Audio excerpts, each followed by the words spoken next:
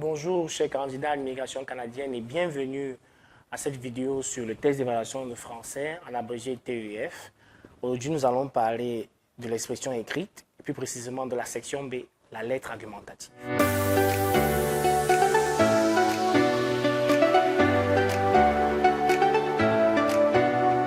Le premier sujet d'aujourd'hui est assez simple. Le plus important, c'est la vie professionnelle. Alors, dans la première question, pour comprendre le sujet, il sera question, si vous me permettez la tautologie, de se demander quel est le thème du sujet. Eh bien, il se trouve que ce sujet insiste sur le travail, ou bien sur l'aspect professionnel de la vie de tout un chacun. Le problème posé est celui de l'importance de la vie professionnelle. Lors d'une vidéo précédente, je vous ai dit que pour certains sujets, le problème c'est 1 plus 2. 1 c'est le plus important, 2 c'est la vie professionnelle. 1 plus 2 donne le problème de l'importance de la vie professionnelle. Alors, on se demande bien en petit 2, que dit le sujet? C'est l'occasion donc de le reformuler. Alors, selon le sujet, le travail dépasse tout ou est au-dessus de tout. Mais que faut-il mettre dans tout? Il s'agit de tous les autres aspects de la vie de quelqu'un. Alors, il s'agit d'un sujet qui interpelle donc ceux-là qui pensent que le travail est la valeur suprême qui commande les autres valeurs, ou que sans le travail, on ne peut rien faire. Mais est-ce qu'ils ont raison? D'où le petit 3. Quelle est ma position en tant que candidat? Alors, je vous suggère, si vous avez ce sujet au TEF, de dire que l'auteur n'a pas raison, sauf qu'on ne peut pas renverser totalement la pertinence de sa thèse, dont la bonne position serait d'être nuancé contre. Quels sont donc les arguments qui peuvent meubler rapidement, puisque vous devez saisir sur ordinateur et très vite, en 30-35 minutes? Le premier argument est simple. La famille vient avant le travail. On travaille en effet pour bien s'occuper de sa famille et non le contraire.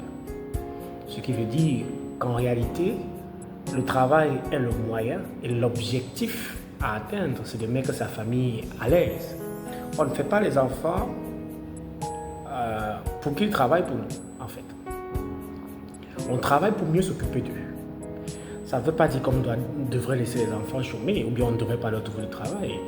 Mais c'est qu'en fait, lorsqu'on exerce une activité professionnelle, on vise à obtenir des revenus suffisants et conséquents pour mettre les enfants à l'aise. Donc en fait, le travail, c'est le cheminement et la famille ou l'épanouissement de la famille est l'objectif, la fin. Le deuxième argument, c'est que la santé est prioritaire. Si on n'est pas en santé, par exemple, si on ne mange pas bien, si on ne se soigne pas bien, on ne sera pas rentable au lieu du travail. On ne va pas produire un travail de qualité au service, en entreprise. Donc il va falloir que le travailleur, même s'il aime son travail au-dessus, plus que tout, soit au préalable en santé. Là, c'est clair. Mais dans un troisième paragraphe, vous allez faire une sorte d'antithèse pour reconnaître la valeur du travail en disant que c'est grâce au travail qu'on obtient des revenus permettant de mieux s'occuper de la famille, je le disais tout haut, et c'est également grâce au travail qu'on permet d'avoir des soins de santé de qualité.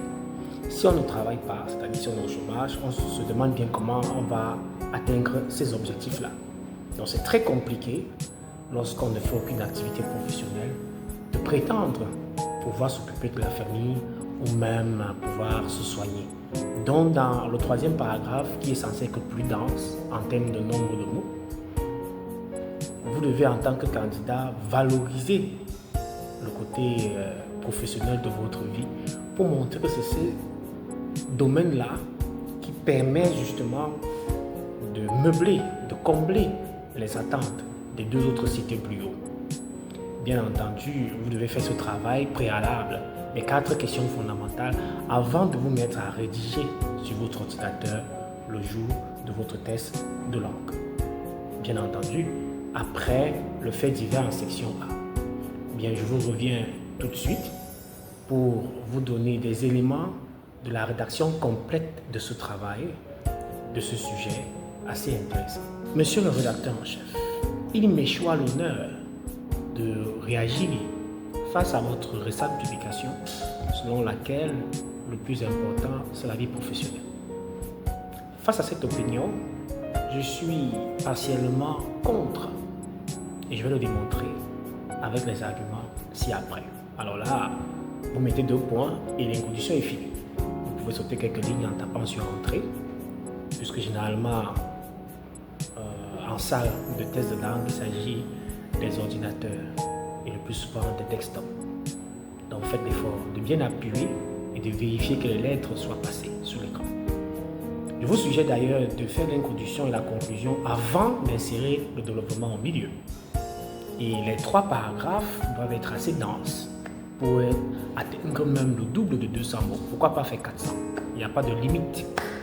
Alors, comme vous êtes nuancé, vous ne pouvez pas commencer par tout d'abord, continuer par ensuite et finir par enfin. Vous êtes presque obligé d'utiliser d'une part, d'autre part et toutefois. On va prendre un exemple. D'une part, virgule, la famille serait au-dessus du travail. Bon, en effet, si chacun de nous cherche absolument à travailler, virgule, à faire quelque chose, virgule, c'est bel et bien pour pouvoir construire et s'occuper d'une famille. Et cela de manière assez consistante. Autrement dit, tout travailleur voudrait pouvoir s'occuper de lui-même, ainsi que de son mari ou de sa femme et de ses enfants. Les loger, les envoyer à l'école en payant leur scolarité, les vêtir, les soigner, etc. On se rend donc compte que le travail est un bon tremplin qui permet à l'humain de s'occuper de sa première structure de socialisation qu'est la famille. Car en effet, c'est la famille qui est le premier groupe social de l'homme. Et la famille étant ainsi l'objectif, c'est à la famille que revient la priorité. Si par exemple, une enseignante est en train de travailler, de faire cours, et qu'on lui annonce que l'enfant vient d'être heurté par une voiture qui s'est perdue et qui a foncé tout droit sur l'école, je ne suis pas sûr qu'elle va continuer le travail. Elle va forcément être déboussolée. On peut aussi prendre le cas du journaliste qui a déjà commencé une émission de télé et vient d'apprendre qu'un membre de sa famille, son mari ou son enfant, vient de subir un accident de circulation. Certes, avec beaucoup de tact, elle peut opter pour finir une fois l'émission, mais cela aura quand même un effet. Et dès qu'elle va finir, elle va rapidement s'enquérir de la situation. Preuve que la place de la famille serait en tout cas prépondérante par rapport au travail.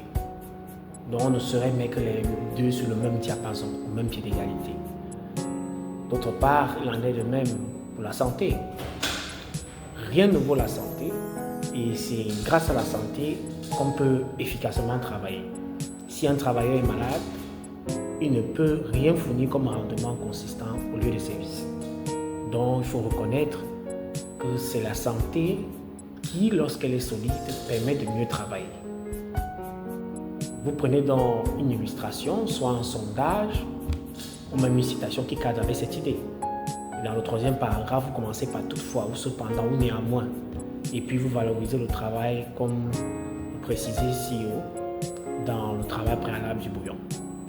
Pour conclure, on va dire que le plus important n'est pas le travail, mais ce dernier garde sa valeur. Mon avis n'étant pas une parole d'évangile, je vous supplie, monsieur le rédacteur en chef, de l'insérer dans votre journal pour des éventuels débats. Veuillez agréer, s'il vous plaît, l'expression de mes profonds respects. Bien, concernant justement le travail, je vous propose de souscrire à cette offre de visa travail pour le Portugal en passant par l'Angola. Bon voyage à tous et bonne arrivée à l'espace Schengen. À partir du Portugal, vous pouvez partir sans forcément passer par un vol dans n'importe quel pays de l'espace Schengen.